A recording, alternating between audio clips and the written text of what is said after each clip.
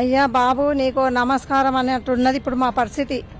కాబట్టి మేము రోడ్ మీద పడ్డాం. ఇప్పుడు మాకు ఒక్క రూపాయి లేదు. మేము ఎట్లా బతకాలని మాకు అర్థం కాకుంటుంది. అప్పుడు జగనన్న మాకు ప్రతి ఒక్కటి అమ్మఒడమ్మ మీకు పిల్లలకి ఇవి విద్యా దీవెన అవి ప్రతి ఒక్కటి ఇచ్చినాడు ఆయన మాకు. ఈయన ఏం చేస్తున్నాడు?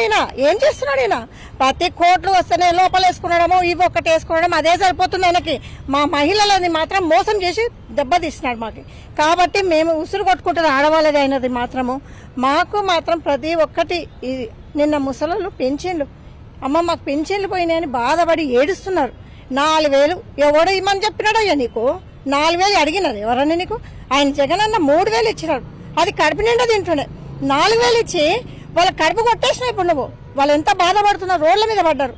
మాకి అమ్మఒడి ఇస్తామో 18,000 మాకు ఇస్తుండే. అవి లేదు, ఇప్పుడు ఇవి లేదు, ఏమి లేదు. ఎవడు ఒప్పుకోమన్నాడయ్యా నీకు? చేతకన్నప్పుడు ఇంట్లో కూర్చోవాలి.